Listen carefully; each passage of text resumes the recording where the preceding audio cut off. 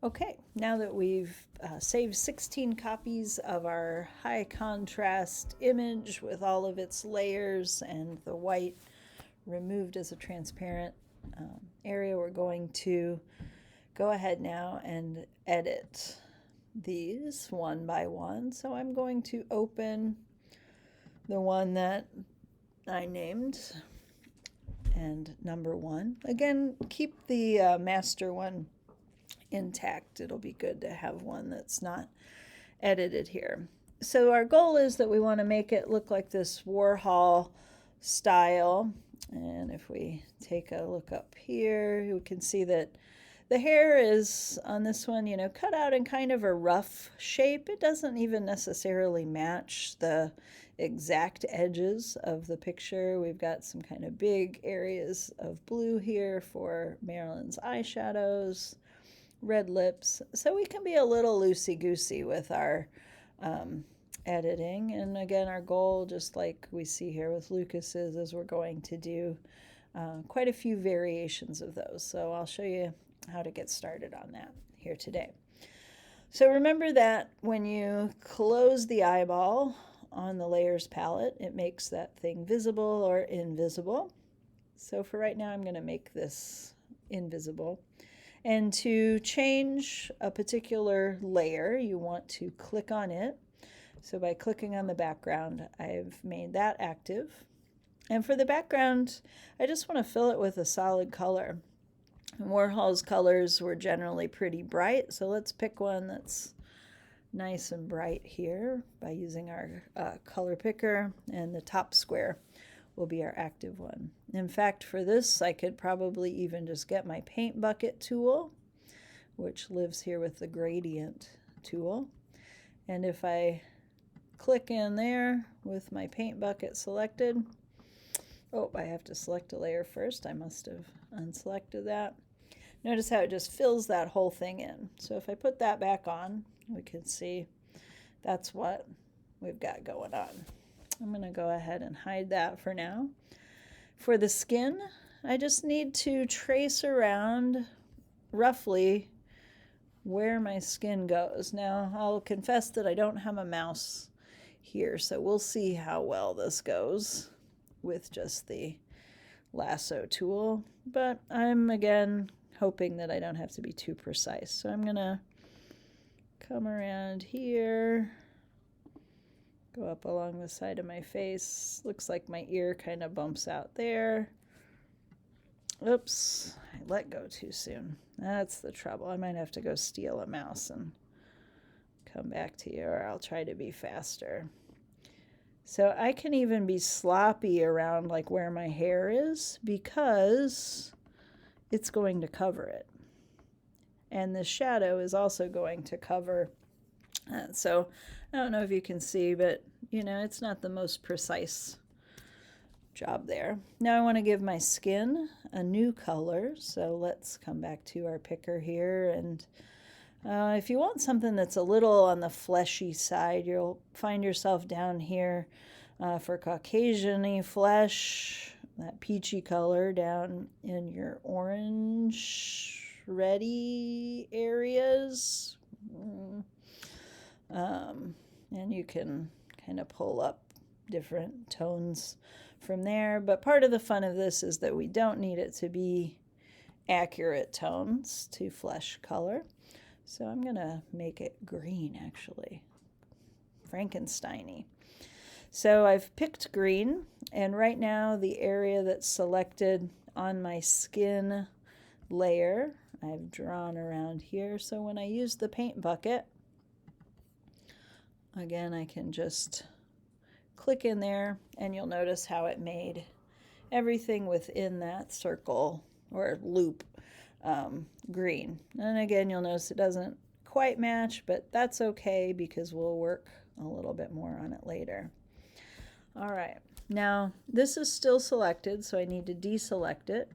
I can do that under deselect or Command Control Z. D as in dog, or D as in deselect. So if I want to change the color of my shirt here, I can again get my lasso tool. And again, I'll just kind of come along here and pick that. It's hard without a mouse, y'all.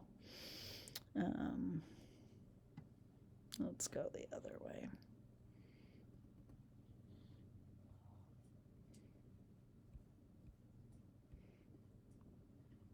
Ooh, that got weird. This might, I might have to leave my shirt black.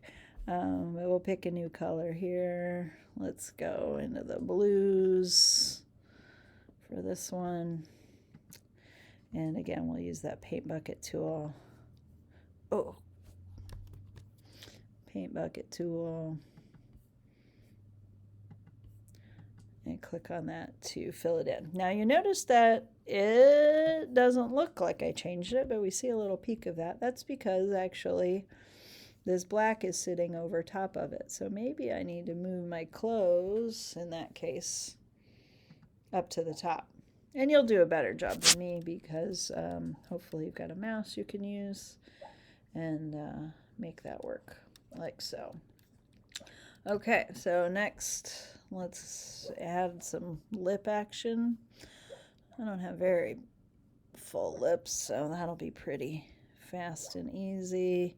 In fact, my upper lips are hidden, so it's really only going to be this, maybe this bottom lip here that gets any sort of love. So there's my lip selected. What color lips should we have here? Purple? Sure, a different color than our thing. And again, paint bucket. Click inside there, and now I've got some purple lips. So if I put that all together, ooh, that's kind of similar to what I did for the background, isn't it? Let's go ahead and pick a different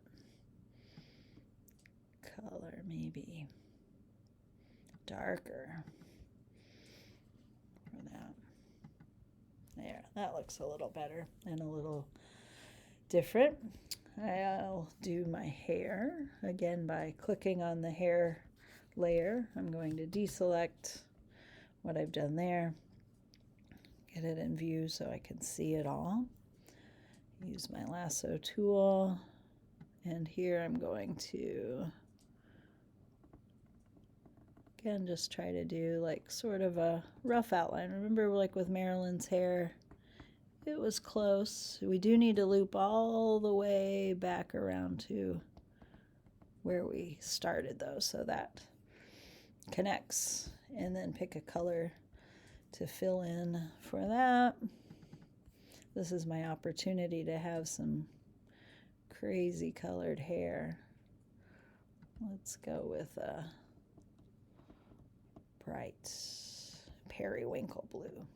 Hit OK. And again, paint bucket. Fill that in. And there we've got our hair. So let's back out and see how we did.